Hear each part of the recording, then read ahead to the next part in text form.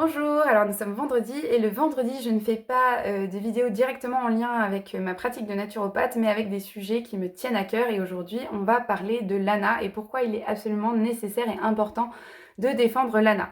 Alors l'ANA, qu'est-ce que c'est? Eh bien c'est un acronyme barbare pour parler des accouchements non assistés et je dirais en fait que ce sont les accouchements non assistés par un professionnel de santé agréé par l'État. Voilà. Et je vais revenir sur pourquoi il est absolument essentiel de défendre cette pratique, cette possibilité en fait pour les familles. Alors, je ne vais pas le faire donc d'un point de vue physiologique, mais je vais le faire d'un point de vue politique. Politique au sens d'Aristote, c'est-à-dire au sens de la cité. Alors, ce qu'il faut comprendre, c'est que l'homme est un animal social et politique. Donc, animal, c'est la part animale, d'accord.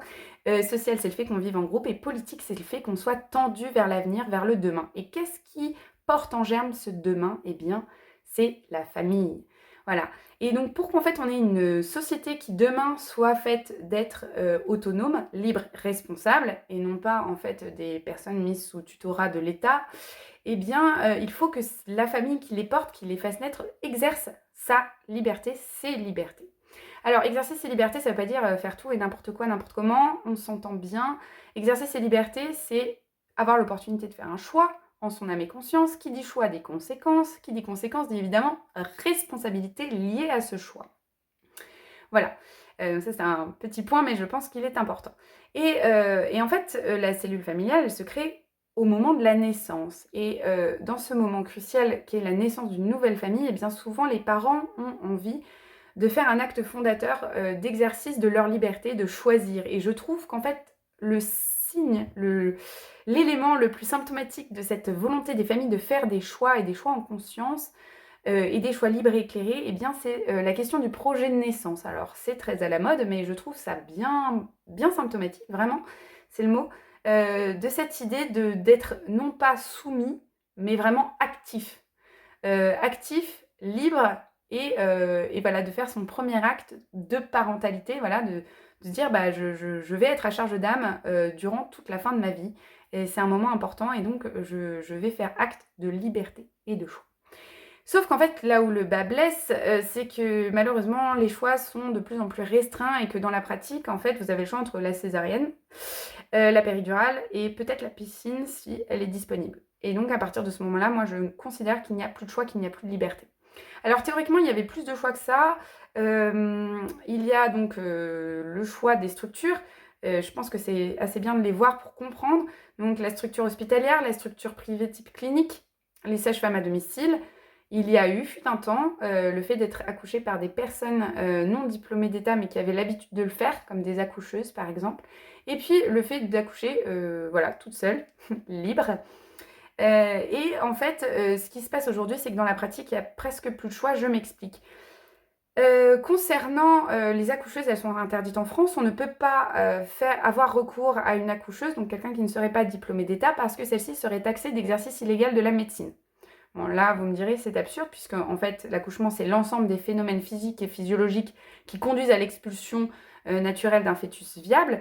Donc théoriquement, il n'y a pas d'acte médical, mais enfin, c'est là-dessus qu'on condamne les femmes qui font commerce de leur présence lors d'accouchement. Voilà, donc ce n'est pas légal d'avoir recours à ce type de personnes. C'est dramatique, mais c'est comme ça. Ensuite, il y a la question des sages-femmes à domicile qui est une alternative super et je pense qui est probablement la meilleure qui soit. Sauf qu'en fait, on a une loi qui est passée qui dit que ces sages-femmes-là doivent avoir une assurance. Et le poids de l'assurance est tellement lourd qu'en fait, elles sont plus que 80 en France. Elles ont beaucoup de travail et elles sont soumises à beaucoup de pression politique, juridique, médiatique. Voilà. Donc c'est des combattantes, il faut les soutenir. Mais malheureusement, ça n'est pas un choix réel pour les femmes aujourd'hui en France parce qu'il n'y en a que 80 en fait. Voilà, donc c'est pas un choix possible pour tout le monde. Donc on se retrouve maintenant plus qu'avec trois choix, la structure hospitalière, la clinique et le fait d'accoucher toute seule chez soi. Sauf qu'en fait, le problème c'est que la France est devenue un désert médical puisque les gens ne font plus d'enfants. Donc concrètement, ça veut dire quoi? Eh bien, ça veut dire qu'on n'a pas le choix vraiment entre la clinique privée ou l'hôpital de ci ou l'hôpital de là. Dans la pratique, beaucoup de femmes sont juste soumises à l'hôpital qui accepte de les recevoir. Voilà, ça c'est la réalité aussi. Et puis j'ai lu un article, mais genre épouvantable, et là c'est vraiment là le point que je veux faire, c'est que c'est un gynécologue qui disait ça, il disait mais il faut accuser les femmes qui décident d'accoucher toutes seules de mise en danger de la vie d'autrui. Mais en fait, si on retire ça, cette possibilité en fait d'accoucher toute seule, bah, en fait il reste vraiment définitivement plus aucun choix. Et en fait ce définitivement plus aucun choix, il est même dramatique pour les professionnels de santé au sein de ces structures en réalité. Parce que si vous n'avez...